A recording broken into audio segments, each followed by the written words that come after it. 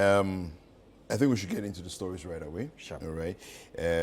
Your party is getting into primaries, parliamentary primaries, and let's just read a story here on citinewsroom.com. NPP announces protocols for its parliamentary primaries on January 27th. Now, the National Secretariat of the New Patriotic Party has announced the protocols governing the conduct of its parliamentary primaries scheduled for Saturday, January 27th, 2024. Now, in a press statement dated on the 22nd of January 2024, the party indicated that the protocols had been formulated to ensure the integrity and fairness of the electoral process.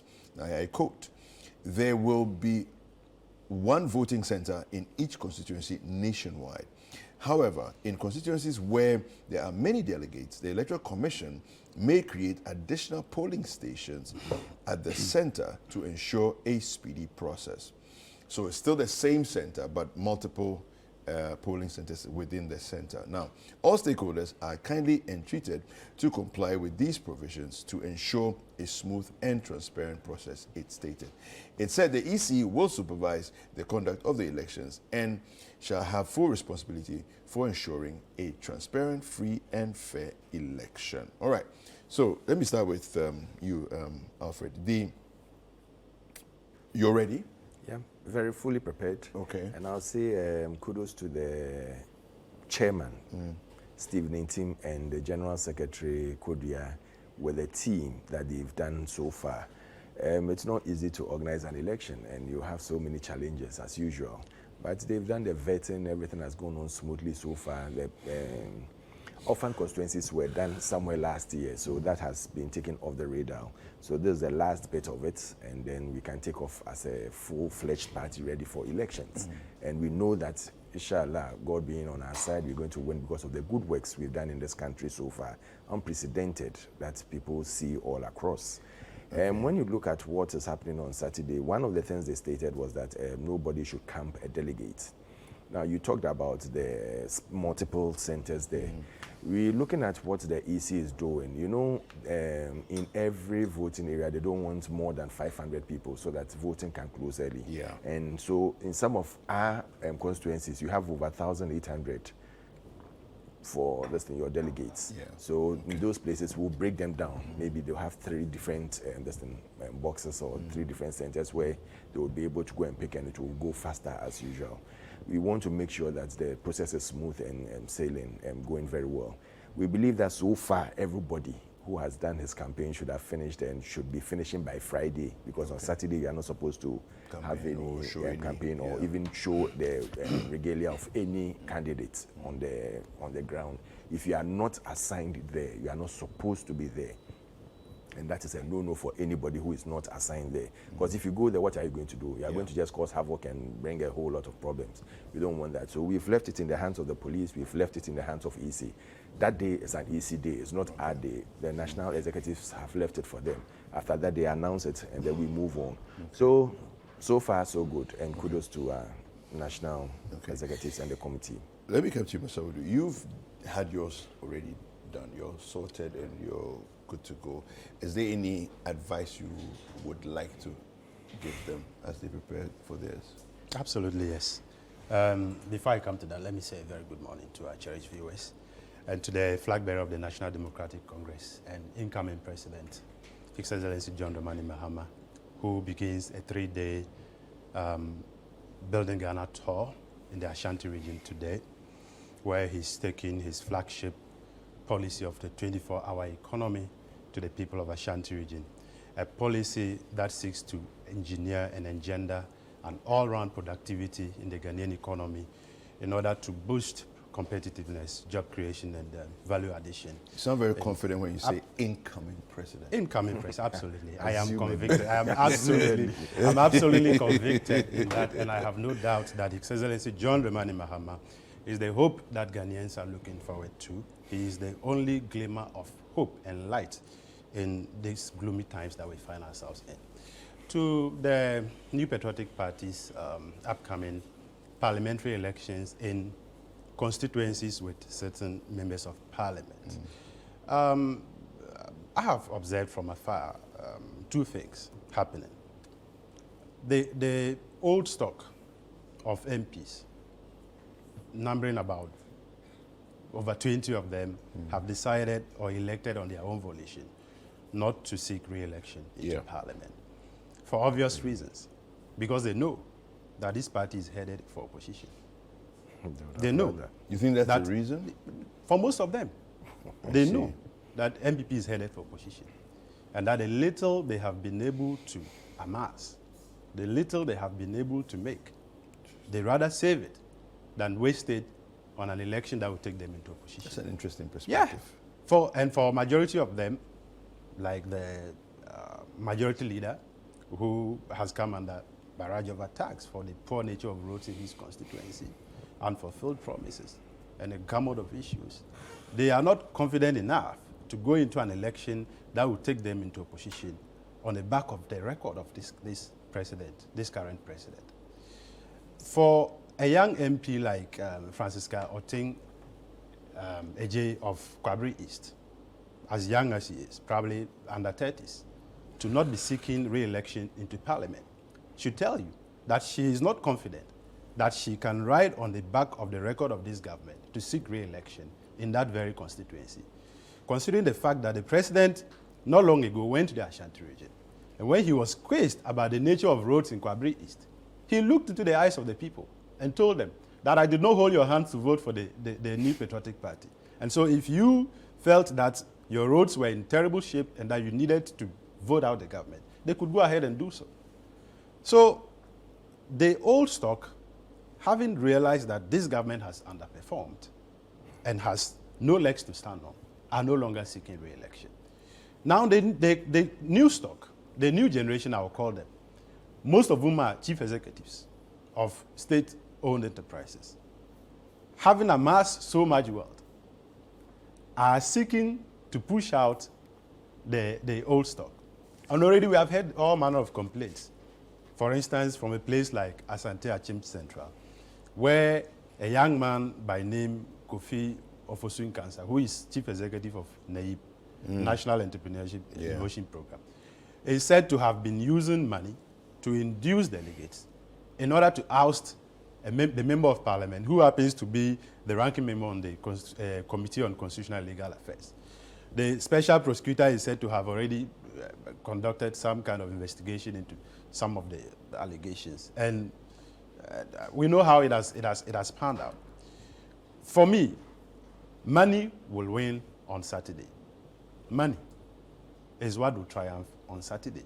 But those who have the money bags. When you say that, then it's almost like you're discrediting the delegates in terms of them having the capacity to see through the various people that they're voting for. Kweku David, right? You saw the scenes during the recently held elections in Northern constituency, where delegates were served with fufu. Fufu, at the point of voting, they were dished out in excess of 2,000 cedis, some 5,000 cedis, some displayed money on camera. This station captured scenes at various police stations where delegates displayed money. They displayed material items. They displayed bowls of fufu. They displayed other items. So to say that delegates do not have a mind of their own is a no-no. Of course, they have a mind of their own, and they will make the decision. But the highest bidder would win at the end of the day. And you will see it come Saturday, that money will triumph. Yesterday, I heard reports from Equiapim South that the member of parliament had elected to step aside, barely 3 days to elections, and actually ordered the party, or instructed the party, to delete his name from the ballot. And I thought that was very astonishing. That 3 days to election, a sitting member of parliament who knew he was no longer interested in seeking re-election would wait 3 days to elections, only to come and pull a surprise on the party and instruct them to delete his name from the ballot. But the backstory to that is that apparently he happened to be in the race with his special assistant. His special assistant is in the race. And clearly he had every intention not to seek re-election. But he was interested, very much interested, in who takes over from him.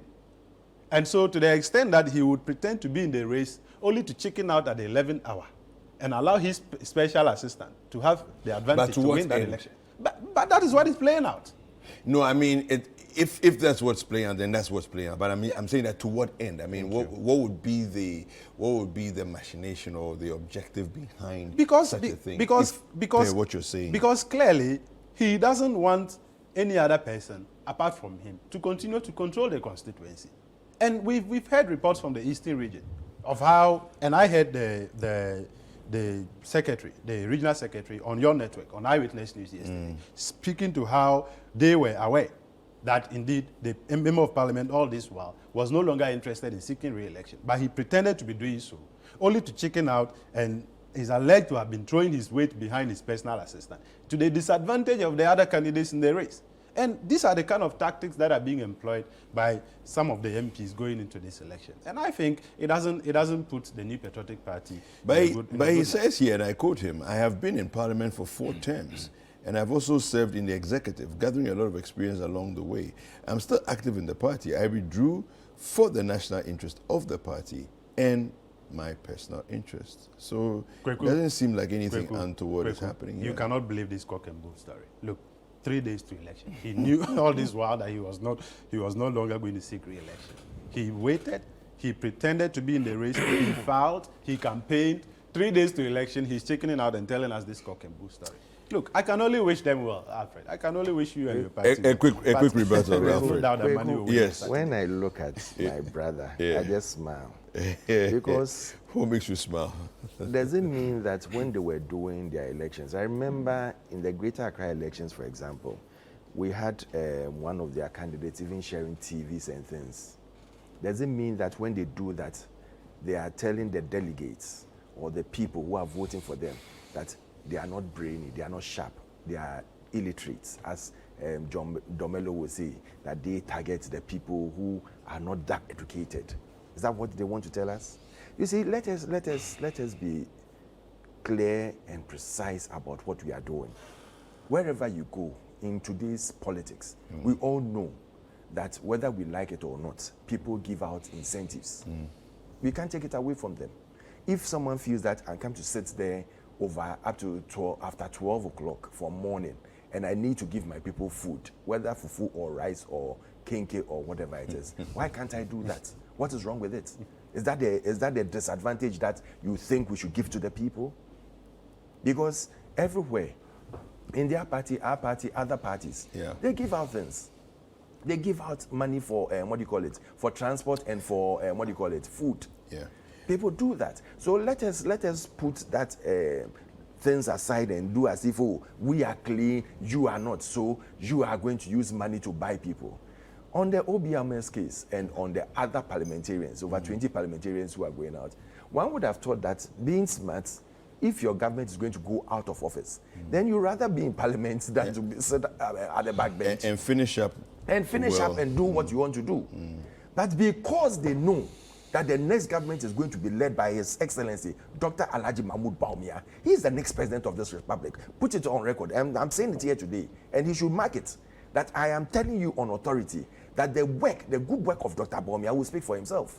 It's not, we know what we've been through. You heard what Malema said yesterday. They called him to come all the way from South Africa. The Arise Ghana Yes, event. Arise Ghana, that NDC organized. And he spoke over there nicely that, listen, if you've been an ex-president and you are being paid all the benefits up to date, stay there as a statesman and stop trying to grumble and fight the people who are working, because he also they spoke took about you corruption. out. I hope you heard they that. took you out because of, but when you go into corruption, Mahama is the most corrupt the president we've ever known in Ghana. Let's not go down that road. So let's not go down that road. If you want to go down that road, we'll dirty it and we'll speak it out.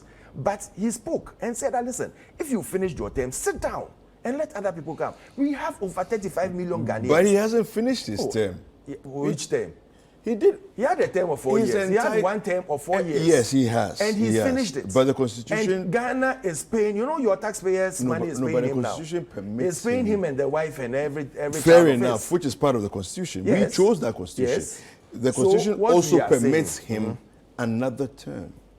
The it's Constitution permits him to try and stand. Yes. But what he's saying is that even if you want to come and stand, stop criticizing people. You've been a statesman before, and you know what is in there. It's like asking me that, or telling me that, this thing, 4 years, I cannot come and do anything. And upon that, you are adding insult to injury by telling me that I should give you a honeymoon period. Within the 4 years that you say you cannot do anything, then what are you coming to do? All right. Are we serious as a nation?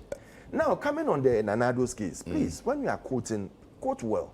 Nanado never said that he did not force anyone to go and vote for him, and that they can decide not to vote and blah blah blah. That is why Otin is not going for the election. Please, when you are quoting, quote well.